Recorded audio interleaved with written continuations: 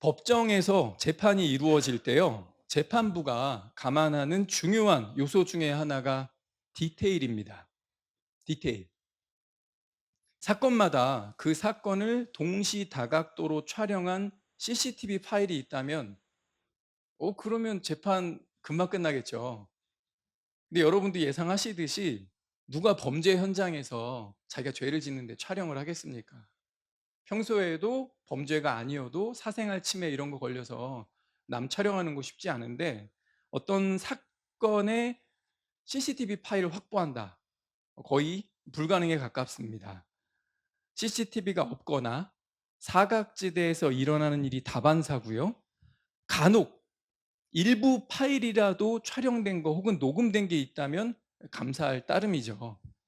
결국은요, 증거나 증인들의 말을 바탕으로 판단을 하게 되는데, 이때 이 사건을 설명하는 데 있어서요, 이 디테일이 크면요, 듣는 사람들 또 재판부, 그들이 신빙성을 갖게 된다고 합니다. CCTV나 확실한 물증이 없는 상황에서 이 판사는요, 증인이나 혹은 피해자가 말하는 것을 듣고 이거 사실인가를 판단해야 되거든요. 이때 이 디테일은요, 그 진술의 신빙성, 이것이 거짓에서 나온 게 아니라 경험에서 나왔음을 증명하는 좋은 지표가 된다고 해요. 단순히 여러분이 폭행을 당했습니다라고 진술하는 것보다요, 저 사람이 저를 때릴 때 술 냄새가 풀풀 났습니다.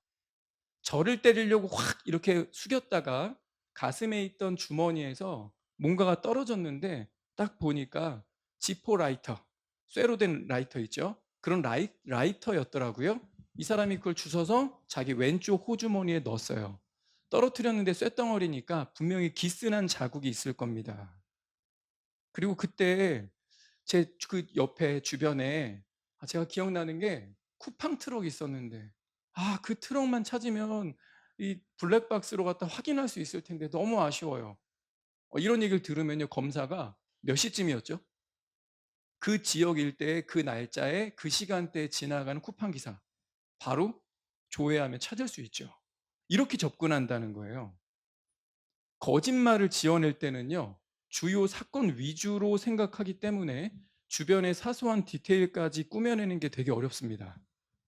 그런데 그 현장에 있었고 직접 보고 들은 사람은요, 현장에 있었던 사람만이 가질 수 있는 아주 사소하고 독특한 디테일을 말할 수 있다는 거죠. 그 디테일한 진술의 가치는 매우 높다고 합니다.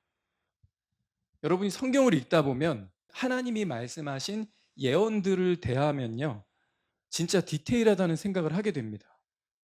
하나의 사건을 반복해서, 그것도 구약과 신약의 대언자들을 통해서요, 다각도로 보여주시기 때문에 이게 어떤 한 사람이 짜 맞춘 거라면요, 그냥 앞뒤 적당히 이렇게 맞출 수 있을 겁니다.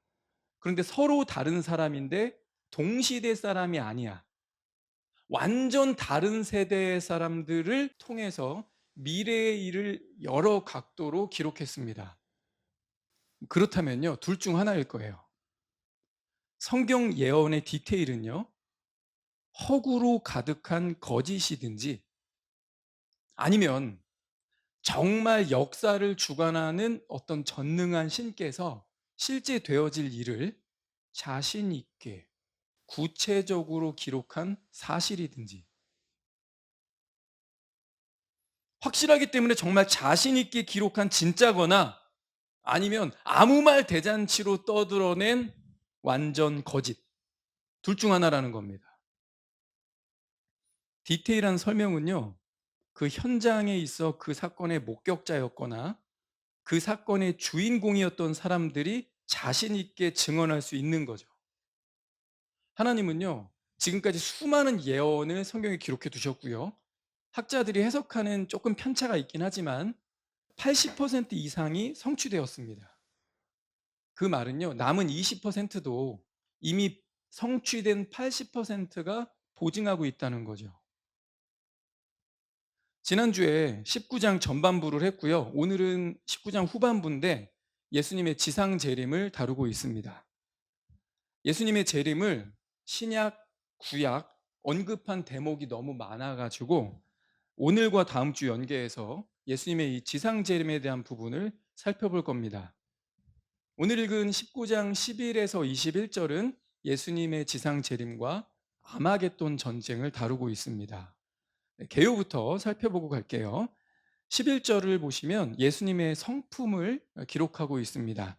그분은 신실과 진실이라 불리며 공의롭게 심판하고 싸우신다. 12, 13절 보시면 예수님의 권위와 신성을 묘사하고 있고요. 14절, 희고 깨끗한 아마포 옷을 입고 예수님을 따르는 주님의 군대들이 소개됩니다. 15, 16절은요.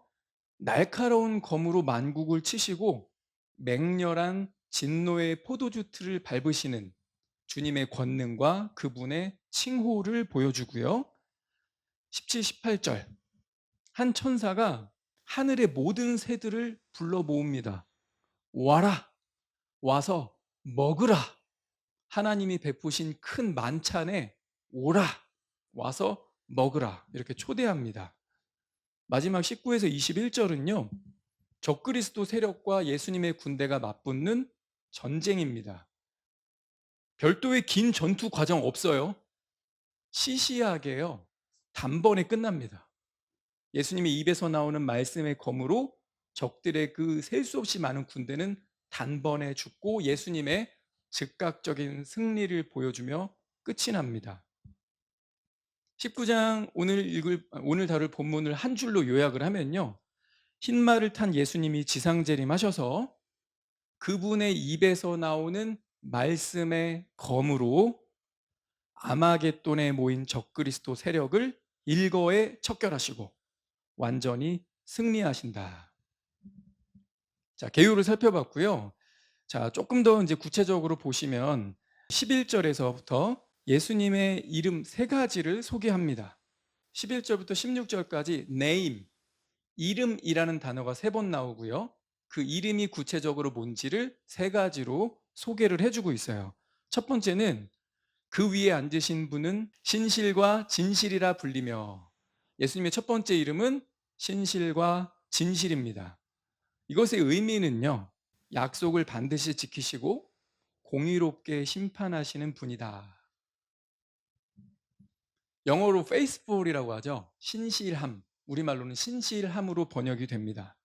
근데 이 미국인들이, 영어권 사람들이 faithful이라는 단어를 들으면요, 떠올리는 세 가지 이미지가 있다고 합니다. 첫 번째는요, 관계에서의 지조, 지덕입니다. 부부나 연인 관계에서 쓰이는 단어고요. 단순히 남편 역할을 성실하게 한다는 뜻이 아니라요, 다른 여자를 마음에 품지 않고 자기 아내에게만 지조를 지킬 때 쓰는 단어, faithful입니다. 그래서 반대말은 unfaithful이겠죠. 근데 unfaithful은요, 내 남편 unfaithful해 라고 말을 하면 영어권 사람들은 바람핀다고 이해한다고 합니다. 바람피지 않는 관계에 있어서 지조, 지덕을 지키는 것을 faithful이라고 한다. 두 번째 떠올리는 의미는요, 조건 없는 충성심, 지조입니다. 주로 주인과 개의 관계, 그리고 스포츠팀과 팬의 관계에서 쓰입니다. 주인이 가난해지든 병들든 끝까지 곁을 지키면서 절대 배신하지 않는 모양새죠. 페이스풀하면 떠올리는 세 번째 이미지가요, 약속과 의무에 대한 철두철미함입니다. 변덕 부리지 않고요, 상황이 불리해져도 처음에 했던 약속이나 맹세를 끝까지 지켜내는 성품을 의미합니다. 영어권 사람들이 faithful, 이 신실함이란 단어를 들을 때 떠오르는 세 가지 이미지는 한 줄로 요약하면 이겁니다. 상황이 좋을 때나 나쁠 때나 딴 마음 품지 않고 끝까지 내 곁을 지켜주는 묵직함, 변함없는 충성스러움. 예수님이 그분의 이름 중 하나가 신실과 진실이라고 했는데, 우리가 신실함의 의미를 좀 생각해 봤어요. 여러분 주변에 혹시 이런 사람 있습니까? 여러분이 그 사람 없는 자리에서 그 사람을 떠올리면서 제3자에게 그 사람을 소개할 때, 아, 그 형제님, 아, 그 자매님, 신실하셔. 혹시 이렇게 소개하고 싶은 사람이 지금 막 떠오르는 사람 혹시 있습니까? 혹시 내가 나를 평가할 때 신실한 사람이라고 수식어를 붙일 수 있을까요? 전 제 삶에서 제가 시간이 더 지나고 나이가 들수록 이런 사람이 되고 싶다, 이런 평가를 듣는 사람이 되어야지 싶은 게 두 개 있는데요. 하나가 이 신실함입니다. 존 메가더 목사님께서 작년에 이제 돌아가셨잖아요. 아들에게 유언을 남기셨는데 아주 심플하다 그랬죠. Son, be faithful. 되게 짧죠. 그 장례 추모식에서 존 파이퍼 목사님이 설교하시고 이제 장남 첫째 아들이 나와서 저희 아버지는 이렇게 사셨습니다. 저희 아버지는 저에게 이런 아버지였습니다. 저희 아버지는 저희 손주들에게 이런 할아버지였습니다. 이렇게 얘기하시면서 저희 아버지가 남기신 마지막 한마디는 Son, be faithful. 아들아, 신실하거라 였습니다. 여러분, 이 단어는 되게 짧은데요. 그냥 faithful, 신실함. 단어는 되게 그냥 한 단어일 뿐인데 이것이 한 사람의 전 인격에 체득화되는 것은 매우 어렵죠. 그래서 아마 저와 여러분이 감히 조심스럽게 자기 자신을 떠올리며 내가 신실한 사람 삐리리, 내가 이런 사람인가? 아마 생각하게 될 겁니다. 제가 이런 사람이 되고 싶어요. 상황이 좋든 나쁘든 딴 마음 품지 않고 끝까지 곁을 지켜주는 묵직하고 변함없는 충성스러운 사람. 상황과 관계없이 변함없이 충실한 사람. 그런 사람이 되어야겠다. 두 번째는 저를 떠올리면 그 형제님한테 어떤 문제나 어려움이나 그런 것들을 이야기하면 그분은 정말 기도해 주셔. 저분은 기도 적금을 부으시는 분이고 내가 기도 부탁하지 않아도 저분은 기도를 자주 하시고 삶으로 뭐 기도가 하나의 일처럼이 아니라 호흡처럼 저분은 진짜 기도하시는 분이지. 시간을 따로 떼놓고 정해진 날짜, 정해진 시간에 그 이상으로 또 기도하시는 분이지. 나 삐리리는 기도의 사람, 이렇게 수식하는 사람이 될 수 있을까? 그래야 한다, 그러고 싶다. 이 두 가지입니다. 기도의 사람, 신실한 사람. 단어는 아주 두 글자, 세 글자밖에 안 되는 단어지만요. 한 사람의 전인격에 그 단어들이 스며들고 그 사람이 진짜 그 사람이 되고 다른 사람도 그렇게 평가할 수 있게 되는 건 쉽지 않습니다. 그러나 가치 있습니다. 그러나 하나님이 영광 받으시는 길이라고 믿습니다. 이 부분도 좀 같이 보고 갈게요. 예수님의 이름이 신실과 진실이라고 했는데 하나님이 실제 이러신 분이죠. 인간이 배신하고 넘어져도 하나님은 자신이 한 약속을 절대 잊거나 취소하지 않고 끝까지 지키신다. 그래서 그리스도를 닮는 하나님의 일꾼들은요, 이 신실함을 닮아갑니다. 주인이 보든 안 보든, 상황이 좋든 나쁘든 딴 주머니 차지 않고 자기 자리를 변함없이 지키는 사람. 저와 여러분도 우리 그리스도 하나님을 닮아서 이런 일꾼 되어야겠죠? 아멘이죠? 네. 그 다음에 소개되는 두 번째 이름은요, 그의 이름은 하나님의 말씀이라고 불리더라. 하나님의 말씀.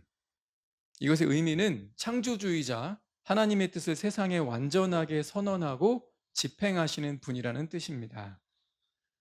세 번째는요, 이름이 기록되어 있는데 만왕의 왕, 또 만주의 주라 하였더라. 계시된 이름 만왕의 왕, 만주의 주입니다. 이것은 세상의 모든 권세를 지배하고 심판하시는 최상위 주권자라는 뜻이죠. 이 성경에 기록될 당시에 로마는요, 이 로마의 황제가 자기를 이렇게 불렀습니다. 내가 만왕의 왕이요 만주의 주다. 로마 황제가. 그리고 백성들에게 나를 그렇게 부르라고 했습니다. 이때 예수님이요, 당신의 백성들에게 이렇게 말씀하시는 거예요. 너희가 세상에서 듣고 있는 그 말은 틀렸다.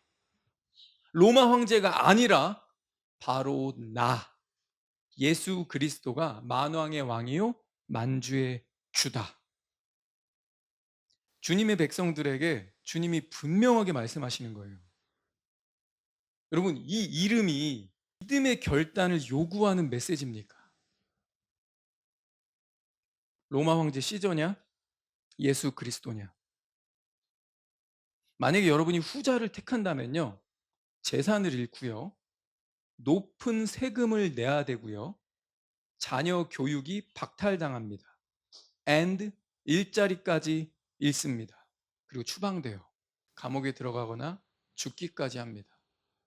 나랑 똑같은데 저 사람은 세금 요만큼 내는데 나는 세금 비율이 너무 높아. 저 사람은 뭐 10% 내는데 나는 세금을 한 30% 내라 그래.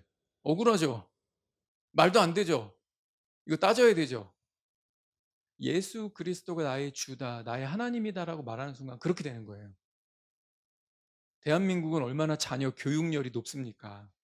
나중에 얘가 서운하다, 해달라는 거 그때 안 해줘가지고 나 지금까지 이렇다, 이런 원망 듣지 않으려고 내가 그래도 할 만큼 했다. 부모들이 이제 이렇게 얘기하려고 학원 보내달라면 학원 보내주고, 과외시켜달라면 어차피 잠깐인데 바다의 해삼, 육지의 인삼, 내 집에 고3 있다. 이러면서 이제 학원 과외만 붙여주면서 돈 다 대주잖아요. 그죠? 자녀 교육이라고 하면 우리 한국은 또 어렵습니다. 이게 쉽지 않은 문제예요. 그런데 아예 내 자녀가 대학 입학권 자체가 박탈당한다. 어떻게 되겠어요? 엄마가 예수 믿고 엄마가 기독교쟁이 때문에 내가 대학교 입학이 안 되네? 지금은 사실 상상할 수도 없는, 있을 수 없는 일인데 이 당시엔 그랬다고요. 자녀 교육권이 박탈당합니다. 일자리도 잃고, 쫓겨나고, 감옥에 갇히고. 우리 기독교인들이 종종 하나님의 뜻을 분명히 알고 싶다라고 하는데, 사실 말씀이 좀 불분명했으면 좋겠다 싶을 때 있죠. 그렇지 않아요? 나 하나님의 뜻을 알고 싶다. 하나님의 분명한 뜻을 안다면 내가 순종할 텐데, 내가 어느 길을 가야 될지가 명확하면 내가 고민 없이 그 길을 딱 선택할 텐데. 청년 때 이런 말들 많이 했습니다. 여러분, 그런데요, 예수님이 분명히 말씀하시잖아요. 내가 만왕의 왕이고 만주의 주다. 그러니 너 팔랑팔랑 거리면서 이 사람 저 사람 얘기 들으면서 다수의 사람들이 이렇게 얘기하던데, 전문가들이 이렇게 얘기하던데, 일반적으로는 이렇게들 하던데, 상식들이 되면서 얘기할 게 아니라 내가 비상식 몰상식이라는 게 아니고 나는 만주의 주 만왕의 왕이라는 거야. 저들의 말이 상식이고 맞을 수도 있어. 그러나 그것이 하나님의 뜻과 하나님의 말씀과 부딪히면 어떻게 해야 돼? 그거 버려. 이 얘기예요, 이거. 하나님의 뜻이 분명하지 않습니까? 하나님 말씀이 왜 이렇게 흑백이 명확한지, 우리가 만왕의 왕 만주의 주라고 선포된 이 말씀을 대할 때요, 우리는 우리 자신한테 이렇게 물어야 됩니다.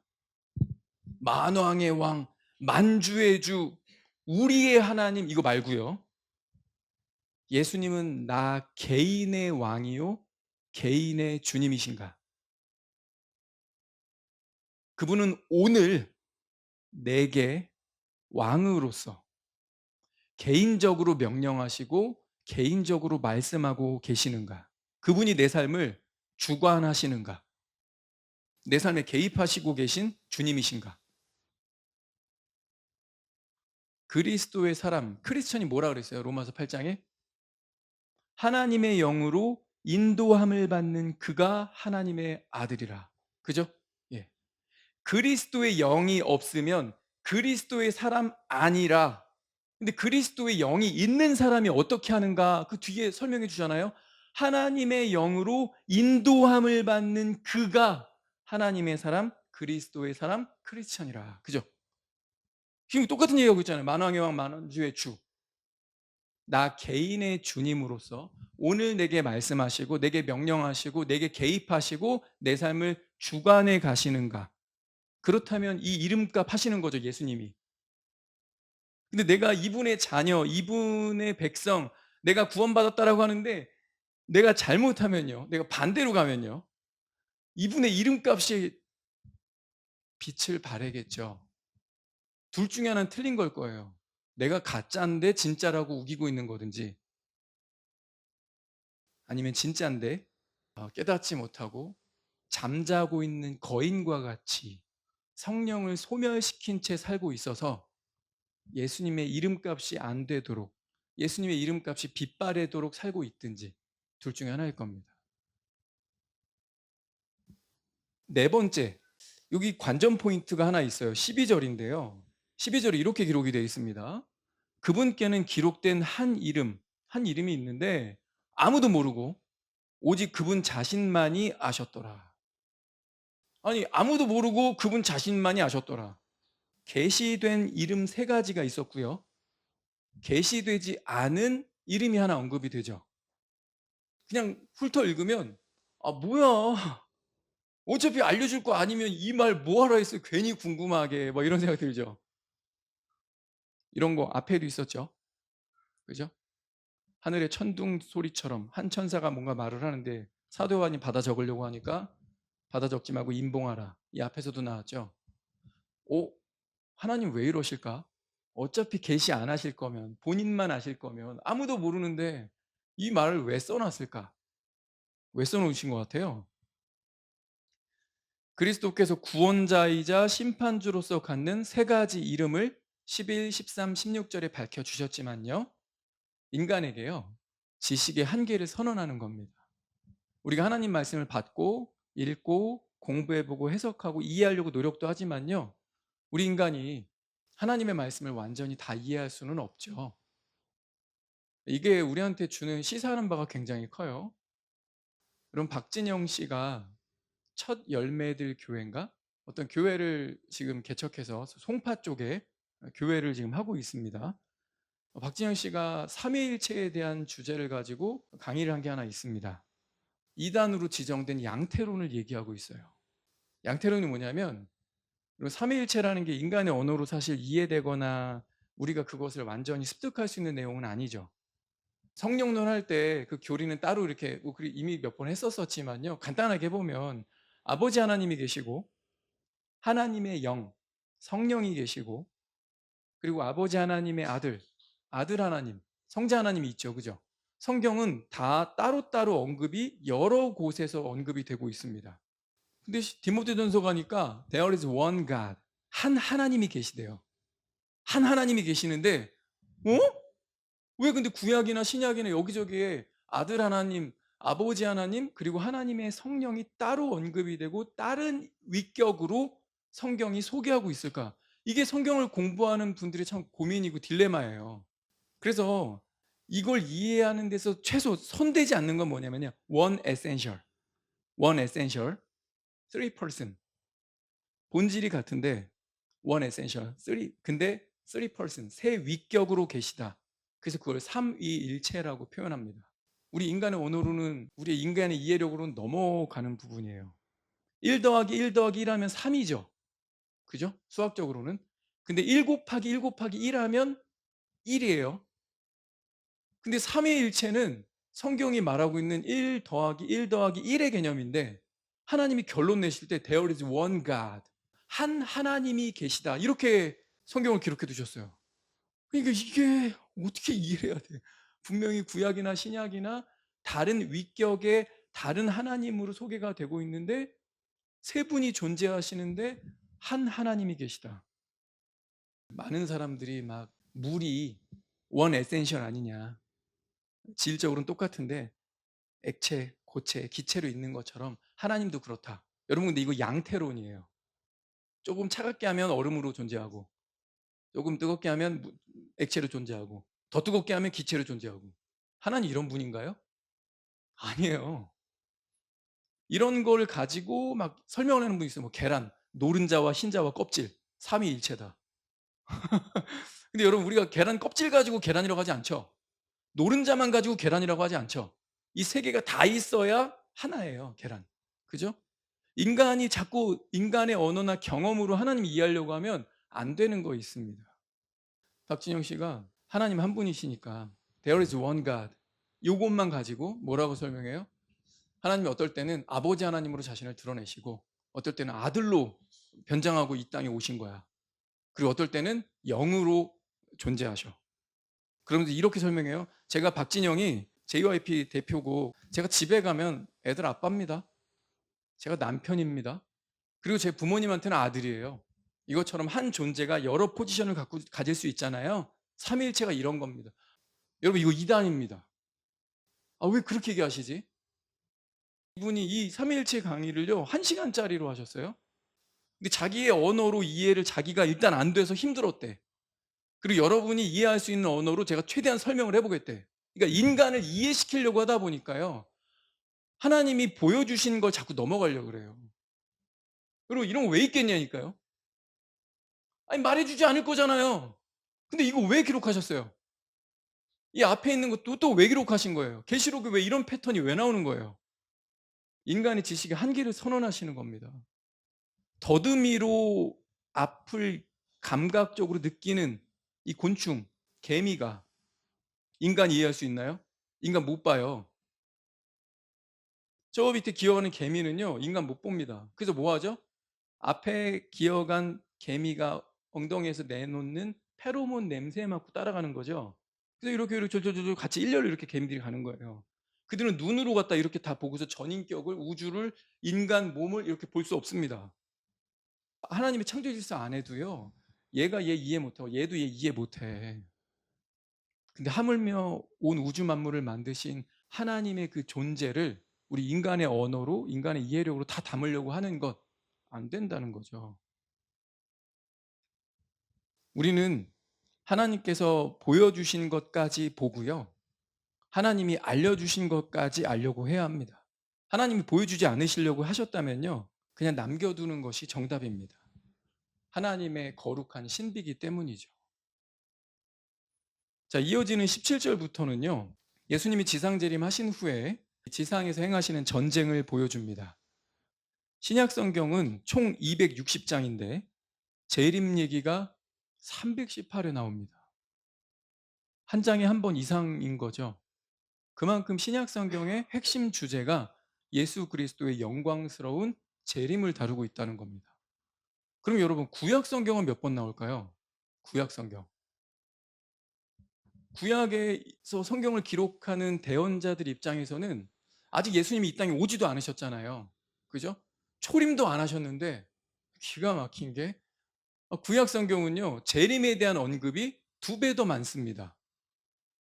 이 횟수는 학자들이 조금씩 차이가 있어서 그러나 1000회 이상 나옵니다. 재림. 그래서 제가 압도적으로 많다고 표현한 거예요. 아직 초림하지도 않으셨는데 재림 얘기를 압도적으로 더 많이 하고 있습니다. 그러니 신약, 구약 합쳐서 재림 얘기가 굉장히 많다. 초림 때 예수님은요, 이 죄를 대속하기 위한 희생 제물로서 어린 양으로 오셨다면요, 재림 때 오시는 예수님은 심판을 행하기 위한 정복자와 왕으로 오실 겁니다. 예수님의 초림은 사죄를 가져왔지만 예수님의 재림은 심판을 가져올 것입니다. 17, 18절 읽겠습니다. 또 내가 보니 한 천사가 해안에 서서 하늘 한가운데로 날아가는 모든 짐승들을 향해 큰 음성으로 외쳐 이르되 너희는 와서 위대하신 하나님의 만찬에 함께 모여 왕들의 살과 대장들의 살과 용사들의 살과 말들의 살과 말탄 자들의 살과 자유로운 자와 매인 자 작은 자와 큰 자를 막론하고 모든 사람들의 살을 먹으라 하더라. 17절에 보니까요.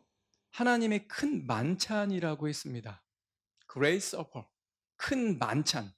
우리 지난주에 봤던 같은 장 7절 9절에 어린 양의 혼인 잔치, 어린 양의 혼인 만찬 같은 말이 나오죠. 둘 다 서퍼예요. 그러니까 어린 양의 혼인 만찬이냐, 하나님의 큰 만찬이냐, 뭐가 다르지? 다릅니다. 전혀 다릅니다. 둘 다 하나님이 마련하신 거긴 한데 하나는 축하연이고요. 다른 하나는 지상 최대의 심판과 살육이 집행되는 참사입니다. 살을 먹으래요. 새들을 초대해서 그들이 모두 시체가 될 것이기 때문이죠. 이건 하나님의 큰 만찬은요, 반어법입니다. 하나님의 지상 최대의 심판과 사륙 현장을 묘사한 것이다. 자, 이어서 19에서 21절 보시면요. 내가 또 보니 그 짐승과 땅의 왕들과 그들의 군대들이 함께 모여 말 타신 분과 그분의 군대를 대적해서 전쟁을 일으키다가 짐승 잡히고 그 앞에서 기적 행하던 거짓 대언자 함께 잡혔는데 그 거짓 대언자는 짐승의 표를 받은 자들과 그의 형상에게 경배하던 자들을 그 기적들로 속이던 자더라. 이 둘이 산채로 유황으로 불타는 불호수에 던져지고 그 남은 자들은 말 타신 분의 검, 곧 그분의 입에서 나온 검으로 죽임을 당하니 모든 날짐승들이 그들의 살로 배를 채우더라. 새들이 모여서 그들의 살을 뜯어먹고 있는 장면을 기록하고 있죠. 좀 전에 읽었던 17, 18절하고요. 19, 20절의 배치가 지금 역순입니다. 전쟁이 일어났어요. 그리고 그 결과 사람들이 마구마구 죽었습니다. 그러니 새들아 와서 마음껏 먹어라 이렇게 얘기해야지 순서가 맞죠. 근데 이거 일부러 뒤집은 거예요. 왜냐하면 전쟁이 굉장히 시시하게 끝나고 단번에 끝날 거거든요. 그러니 미리 오라고 하는 거예요. 니네 와서 먹을 준비해. 전쟁 그냥 끝날 거야. 막 몇 주, 몇 개월, 몇 년. 아니야. 예수님 입에서 나오는 말씀의 검으로 단번에 거기 모여있는 수억, 수십억의 사람들이 죽게 될 거니까 미리 준비하고 있다가 와서 즉시로 뜯어먹어. 이렇게 얘기하는 거예요. 확정적으로 하나님께서 선언하시는 심판인 거죠. 이건 전쟁이 아니라요. 순간적인 대량 학살이라고 보는 게 더 낫습니다. 리더인 적그리스도, 거짓 선지자 잡혀서 불못에 던져지고 나머지 군대들은요. 다 죽임을 당한다고 기록하면서 마무리를 하고 있습니다. 자, 이제 지상재림의 순서를 짚어볼 텐데요. 제가 서두에 법정에서 굉장히 중요하게 다루는 게 디테일이라고 했죠. 성경이 굉장히 디테일하게 사건들을 묘사했고 서로 만난 적도 없는 사람들을 통해서 한 사건을 다각도로 보여주고 있다고 했어요. 그래서 성경의 예언의 이 디테일은 우리에게 이것을 알려준다는 거죠. 성경 예언의 디테일은 성경의 하나님이 진짜 하나님이시고 그분은 진짜 역사의 주관자시며 만물의 심판자시다. 자, 지상재림 장소의 디테일을 좀 살펴보겠습니다. 먼저 14장 1절에 우리 지나왔죠. 14장 1절에 어린 양께서 시온산에 서셨다. 그리고 14만 4천이 어린 양을 따르고 있다. 기억 혹시 나세요? 요 말씀. 내가 바라보니 어린 양께서 시온산 위에 서 계시고 14만 4천도 그분과 함께 서 있더라. 자, 요한계시록에 예수님이 지상에 서시는 장소를 설명했습니다. 그리고 제가 이 14장 1절 강의할 때요. 이게 7년 환란의 끝, 예수님의 지상 재림 직후 승리 장면이라고 말씀을 드렸었죠. 7년 환란의 혹독한 재앙과 적그리스도의 추적 속에서도 하나님은 당신의 백성들 봉인한 그 14만 4천을요. 하나도 잃어버리지 않으신 보존의 현장이라고 했습니다. 7년 환란의 끝. 예수님의 7년 환란 끝. 어디 서 계세요? 시온산 위에 서 계십니다. 이거 기억하세요. 자, 그런데 구약 성경 스가랴에 가보면요. 14장에 그의 발이 그날 that day, 그날 예루살렘 앞 동편에 있는 올리브산 위에 서시리니. 그리고 이 올리브산은 그 중간이 동쪽과 서쪽으로 갈라져서 매우 큰 골짜기가 생길 것이며, 진짜 디테일하죠. 예수님 지상 재림하실 때 이거 안 갈라지면 거짓이 되는 거예요. 갈라져야 돼요. 산의 절반은 북쪽, 산의 절반은 남쪽으로 옮겨지리라. 위치도 다 지정해 주셨어요. 너희는 산들의 골짜기로 도망하리니 이는 산들의 골짜기가 아살까지 미칠 것임이라. 어디까지 미칠지도 말씀하시네. 정녕 너희가 도망하리니 마치 유다의 우시아 왕이 시대에 너희가 지진 앞에서 도망했던 것과 같으리라. 주 나의 하나님께서 오시리니 모든 성도들이 주와 함께하리이다. 신약이랑 이빨이 딱 맞죠. 예수 그리스도께서 지상재림하실 때 혼자 안 오시잖아요. 요한계시록에 뭐라 그래요? 함께한 하늘 군대가 백마 타고 같이 따라오죠. 그죠? 따라오는 이 모든 성도들 누구예요? 그리스도의 신부들입니다. 그죠? 이렇게까지 신구약이 딱 맞아요. 그런데 구약 성경은 그날 그분의 발이 어디 선대요? 올리브산. 아까 시온산이라는 다르죠. 우리가 이거 어떻게 이해해야 될까요? 예수님이 어디 서시는 거예요? 지도를 보시겠습니다. 여러분 등산 좀 하시나요? 관악산, 청계산 혹시 어디 있는지 아세요? 북한산, 도봉산 어디 있는지 아세요? 예, 그런 우리 국내의 산도 국산도 잘 모르는데 이게 외국의 산이라 하니까 그냥 성경 읽지만 감이 잘 안 올 수 있죠. 자, 여기 보시면 템플 마운트, 여기가 성전이 놓일 수 있는 성전터가 있는 자리죠. 근데 지금은 이 바위돔, 황금돔 사원이 딱 이렇게 자리를 잡고 있습니다. 올리브 산은 위치가 이쪽이고요. 기드론 시내를 중간에 두고 이쪽에 시온산이 있습니다. 예루살렘은 여기예요. 예루살렘 동편 앞이라고 했는데 성경 정확하죠, 그죠? 동편 앞에 있는 올리브산이 어떻게 된대요? 가운데가 쭉 나눠져서 한쪽은 북쪽으로, 한쪽은 남쪽으로 내려간다. 그리고 여기에 이제 협곡이 생긴다. 그 지진이 날 때 사람들이 다 도망하게 될 것이다. 성경 굉장히 디테일합니다. 올리브산하고 시온산은요, 이 기드론 골짜기 하나를 그냥 사이에 둔 거의 붙어 있는 산이에요. 여기에서 소리 지르면 여기 들립니다. 가까워요. 근데 요한계시록 14장은 여기 서신다고, 여기에 서 계시다고 했고, 스가랴 14장은 여기에 주님의 두 발이 서신다고 했네요.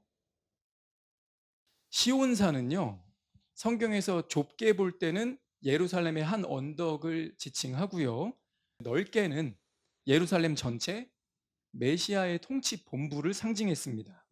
그래서 14만 4천과 함께 어린 양이 시온에 섰다, 이것은요, 주님이 재림하셔서 예루살렘의 통치권을 장악한 모습을 보여준 겁니다. 그러면 올리브산은요? 예수님의 정확한 착륙 지점을 묘사했다는 거죠. 이 두 산은요, 별개의 장소가 아니고요, 예루살렘이라고 하는 메시아의 왕국의 수도를 나타내는 두 지점이라고 볼 수 있습니다.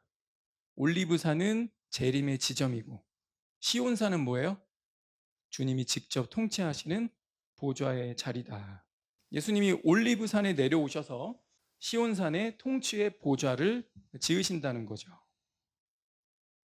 자, 그런데요, 여기서 끝이 아닙니다. 성경은 예언이 뭉뚱그려서 대충 있지 않고 굉장히 디테일하다고 했죠. 구약의 예언들을 살펴보면요, 예수님이 막바로 올리브산으로 오시는 게 아니고요, 어디 들렸다 오시는 것처럼 기록이 돼 있어요. 지금 우리 이것도 정리했는데 방금 예수님이 재상재림하실 때 시온산으로 오시나 올리브산으로 오시나 방금 이거 정리했는데, 구약 성경 보면 여기도 아니야. 제일 먼저 오시는 곳이 어디 들렸다가 여기 오시는 것처럼, 그리고 여기 오셨다가 여기에 통치 본부를 세우시는 것처럼 성경의 예언이 디테일하게 기록되어 있다는 거죠. 성경 예언 이사야, 미가, 하박국, 스가랴, 또 요한계시록 이런 걸 종합을 해보면요, 예수님은요, 현재의 요르단 땅인 보스라라는 지역에 가장 먼저 임하십니다. 여기가 지중해죠. 이스라엘 땅은 여기 광야, 이렇게 뾰족하게 삼각형으로 여기까지입니다. 그리고 여기 갈릴리 바다, 요르단강, 사해 바다, 요 서쪽 요 부분이 이스라엘이죠. 그리고 이쪽은 요르단입니다. 구약성의 예언에 따르면요, 이 요르단 땅의 남부, 여기에 이제 보스라라는 지역이 있거든요. 예수님이 이 보스라를 먼저 오셨다가 보스라에서 무기또, 아마겟돈 전쟁이 일어나는 땅이죠. 그쪽으로 올라가셨다가 북진하시는 거예요. 그랬다가 다시 남쪽으로 내려오셔서 감람산에 서시는 것으로 기록이 되어 있습니다. 여러분 기억을 한번 잘 떠올려 보세요. 적그리스도가요, 유대인에게 호의적이었던 전 3년 반이 끝나면 유대인의 제사 금지시킨다 그랬죠. 그러면서 성전에 앉아서 자기를 하나님이라고 내세우느니라 그랬습니다. 자, 이때 유대인들이 저항하면서요, 예수님이 예언하셨던 대로 광야로 도망치기 시작합니다. 마태복음과 우리가 살펴본 요한계시록 12장에 자세히 기록이 되어 있습니다. 12장에 이렇게 기록되어 있죠. 그 여자가 광야로 도피하매 거기에 뭐가 있대요? 하나님께서 그녀를 위하여 예비하신 한 처소가 있으니 이것은 그들로 하여금 1260일 동안 그녀를 먹여 살리게 하고자 하심이라.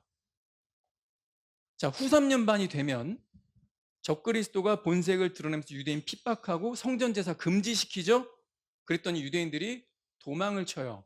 광야로 도망을 치는데 이들이 도망한 곳이 하나님이 준비하신 한 처소가 있대요. 거기에서 1260일 동안 그녀를 돌보신다, 양육하신다. 이어서 계속 이야기합니다. 그 여자가 큰 독수리의 두 날개를 받았으니 이것은 그녀가 광야, 곧 그녀의 처소로 날아가 거기서 그 뱀의 얼굴을 피해 한때 두때 반때 동안 양육받게 하려 함이라. 한때 두때 반때 1260일, 1260일.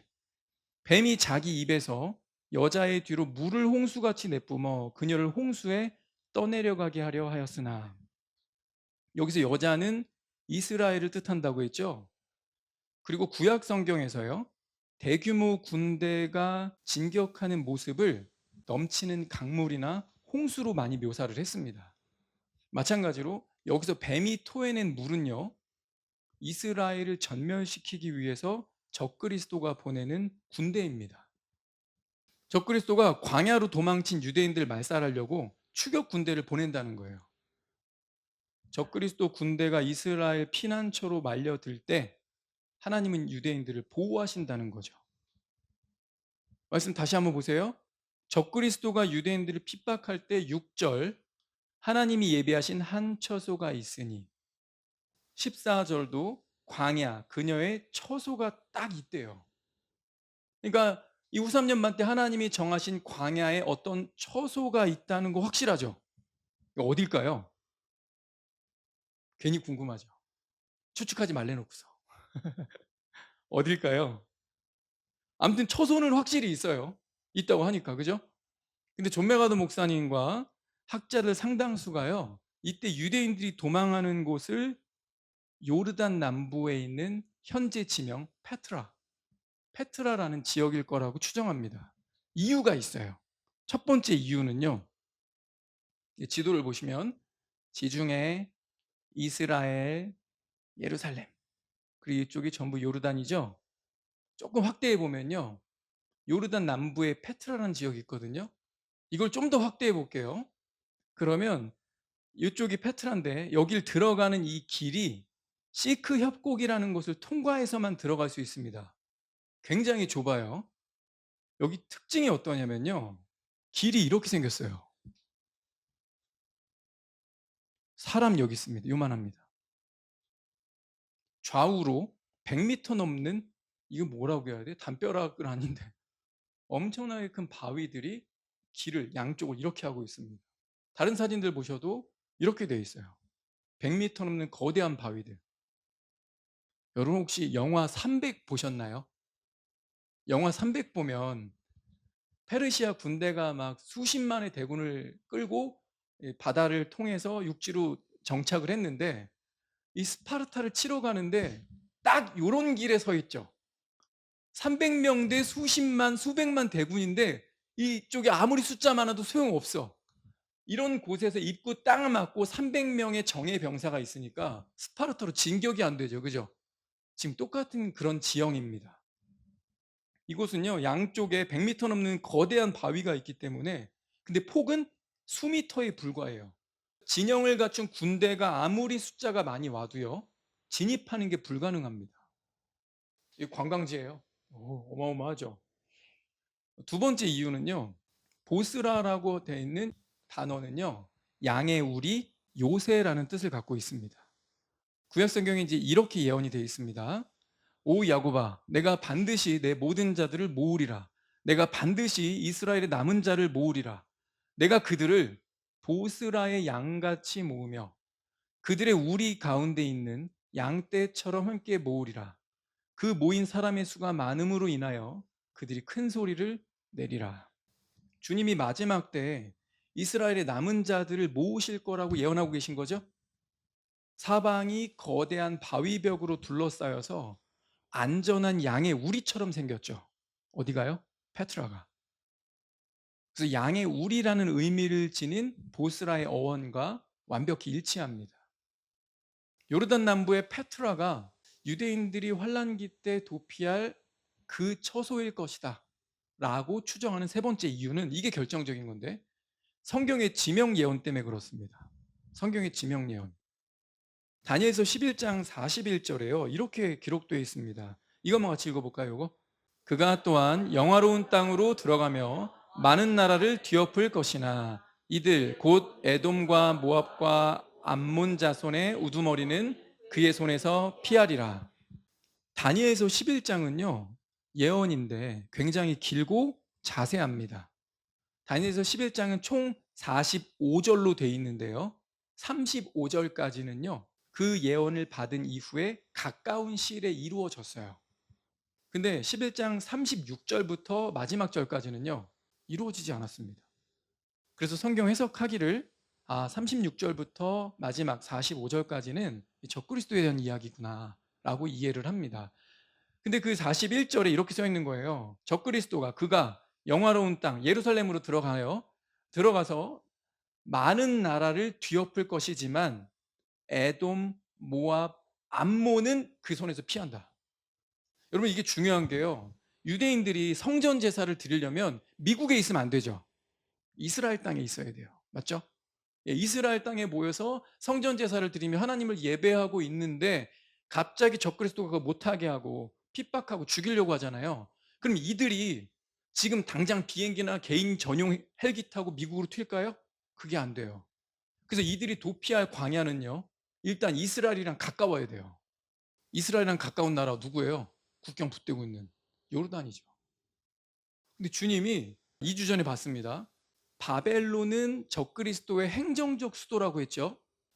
그리고 예루살렘은 영화로운 땅으로 적그리스도 들어가니까 적그리스도의 본부가 예루살렘 아니야? 아니라 그랬어요. 예루살렘은 전쟁을 위한 장막 궁전을 세우는 곳이라고 그랬죠. 임시 어전, 전쟁을 위한. 예루살렘에 적그리스도의 전쟁을 지휘하는 임시 어전이 있는데 그 가까운 곳 에돔, 모압, 암몬은 적그리스도 손에서 피한대요. 아니 무슨 유럽에 있는 스페인 혹은 저 대한민국이 적그리스도 손에서 피한다 이게 아니라 바로 옆에 붙어있는 나라인데 못 건드리게 한다는 거예요. 하나님께서. 성경이 이렇게 정확하게 지역, 나라 지명하셔서 거기서 피할 거라고 말씀하셨다는 거죠. 이사야서의 심판 예언도 있습니다. 이사야 63장을 보시면 보스라에서 똑같네요. 보스라에서 물들인 옷을 입고 에돔에서 오는 이가 누구인가? 그의 의복이 화려하고 그의 능력의 위엄으로 거니는 이가 누구인가? 의로 말하는 나니 나. 주님이 자기소개하시는 겁니다. 구원할 능력이 있는 나로다. 어찌하여 내 의복이 붉으며 내 옷이 포도즙 틀을 밟는 자 같은가? 나는 홀로 포도즙 틀을 밟았고 백성 중에 나와 함께한 자가 아무도 없었도다. 나의 분함으로 그들을 밟고 나의 진노함 속에서 그들을 짓밟으리니 그러면 그들의 피가 내 옷에 튀어서 내가 내 의복을 모두 얼룩지게 할 것이라. 여러분 이거 잘 보세요. 의복이 붉다. 포도즙 틀을 밟는 자. 포도즙 틀을 밟았다. 그랬더니 그들의 피가 내 옷에 튀어서 내 의복이 얼룩졌다. 물들었다. 옷이 피가 튀니까 붉어지겠죠? 이렇게 상세하게 구약에 묘사를 했습니다. 여러분, 이게 신약에서 이미 본 거죠? 주님이 오늘 19장에서 무슨 얘기 하셨어요? 그분께서 피에 담근 옷을 입으셨대요. 하늘에서 흰말을 타고 내려오시는데 이분이 어떤 옷을 입고 있어요? 이미 피가 다 튀는 옷이에요. 깨끗한 하얀 소복 입고 오시는 거 아닙니다. 피가 튀는 옷을 입고 오세요. 또 친히 전능자 하나님의 맹렬한 포도즙 틀을 밟으시리로다. 포도즙 틀을 밟으시리로다. 근데 어디서 밟은 거예요? 보스라에서. 보스라에서 포도즙 틀을 밟았고 나는 홀로 밟았다. 그래서 내 옷이 포도즙 틀을 밟은 자 같다. 그들을 밟았고 그들의 피가 내 옷에 모두 묻었다. 포도즙 틀을 밟고 피에 담근 옷을 입으시는데 어디서 하고 오신 거예요? 여기서, 보스라에서. 그렇지 않다면요, 예수님이 하늘 문이 열리고 감람산으로 내려오신 다음에 옆에 있는 시온산으로 통치 보좌를 두신다면요, 이렇게 직접 내려오실 때 피가 안 튀고 깨끗한 옷 입고 계시겠죠. 무슨 예수님이 연기자도 아니고, 야, 이제 지상제 7년 다 됐어. 이제 지상제림 해야 되는데, 나 피 묻은 옷 입고 내려가야 되겠다. 옷 좀 가져와라. 옷을 갈아입고 그냥 내려오시나요? 그거 아니라는 거예요. 보스라에 먼저 임하셔서 포도즙 틀을 밟고 그러는 중에 그들의 피가 예수님의 옷에 묻은 겁니다. 여러분, 이거 이어져서요, 이렇게도 돼 있습니다. 미가서 2장 13절 보시면, 부수는 자가 그들 앞으로 올라왔도다. 그들이 부수어 버렸고 성문을 통과하였으며 그것이 옆으로 나갔도다. 그리하여 그들의 왕이 그들 앞을 지나가리니 주께서 그들의 선두에 있으리라. 이게 무슨 말일까요? 미가서 2장 13절입니다. 요 바로 앞절이 뭐였어요? 보스라의 양떼같이 내 백성 야곱을 한 곳에 모은다 그랬죠. 그들이 지금 페트라, 그 요새로 돼 있는 곳에 하나님이 정하신 그 처소에 보호받고 양육받고 있어요. 근데 중요한 게 뭐예요? 적그리스도가 이들 죽이려고 군대를 보냈는데 못 들어가잖아. 그럼 할 일이면 뭐 있으면 되죠?